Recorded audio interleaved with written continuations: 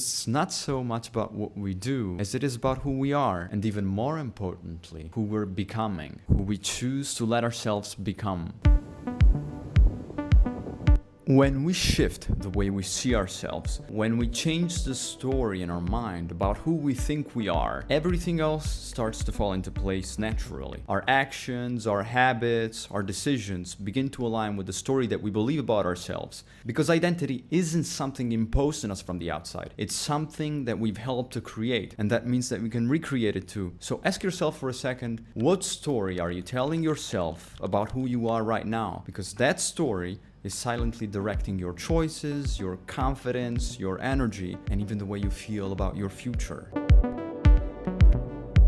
Identity is not something fixed. It's not carved into stone. It's a construct of the mind, a set of beliefs, experiences, and labels that we've built up over time. And because we've built it, we can also reshape it, we can edit it, we can rewrite it. What we often forget, though, is that just like a phoenix, in order to be reborn anew, something in us needs to die first. To grow into the person we want to be, we must be willing to let go of who we've been. To grow, you have to let an old version of yourself die. And that can be hard, it can be painful. It can feel like losing a part of who you've known yourself to be. And sometimes we cling to that old identity because it feels safe, because it feels familiar. And deep down, we might be afraid that if we change too much, people won't recognize us, they won't accept us, or they might even judge us. That's why we often end up waiting. We wait for some kind of signal that it's okay to change. We might even wait for someone else's approval, for external validation, before we allow ourselves to change. We unconsciously think, okay, once they see me differently, then I'll feel safe becoming someone new.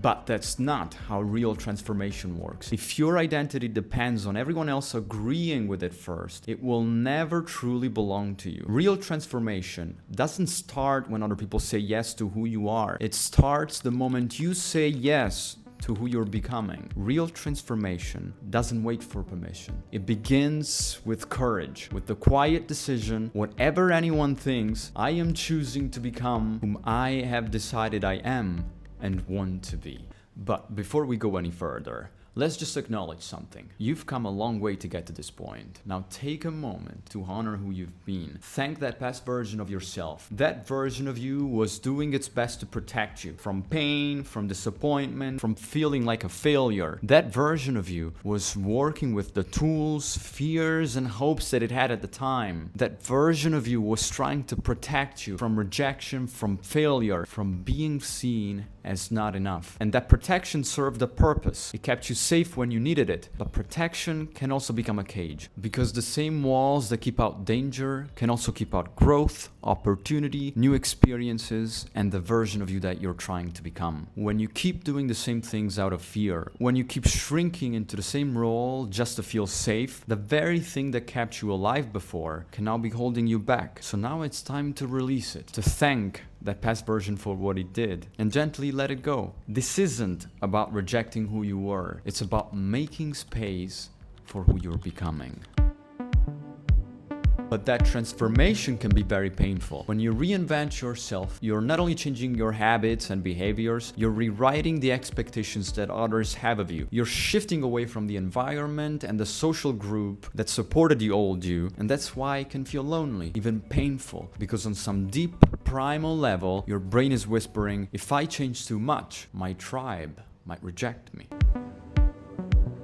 Way back when we were hunter-gatherers, rejection from the tribe meant real danger. No food, no warmth, no safety. So our brains learned to equate acceptance with survival. And that wiring didn't disappear. It's still alive in us. That's why when you start changing, part of you feels like it's doing something risky. You might fear being misunderstood, judged, or left out. But what's happening is actually incredibly normal. Your old survival instincts are reacting to a new version of yourself. And that adrenaline, that discomfort, is not a sign that you're doing it wrong. It's a sign that you're actually growing. So the next time you feel that fear, instead of interpreting it as I'm doing something bad, try hearing it as something inside me is being challenged to become bigger. That simple shift in interpretation can change everything.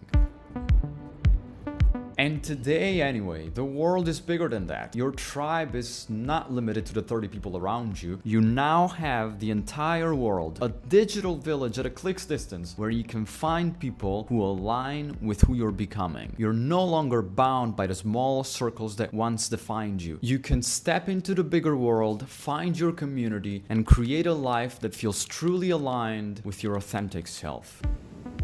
This doesn't mean you abandon everyone from the past. It means you also allow yourself to meet new people who support your growth, who see you, support you, and grow with you. And when you start embodying this new identity, you'll naturally attract relationships that fit that energy. Some will fall away, not because they're bad, but because they belong to a different chapter of your life. And others will appear like mirrors reflecting the person you're becoming.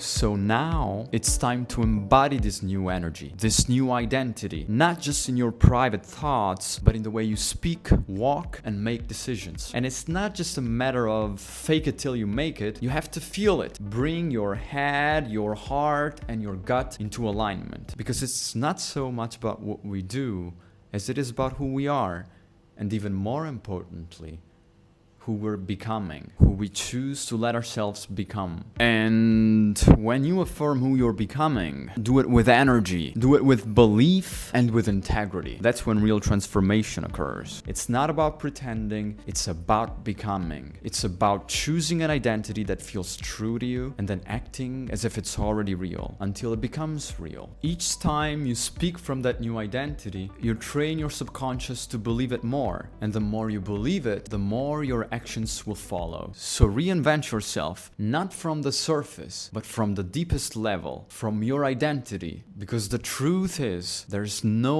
limit to who you can become once you decide to rewrite your story.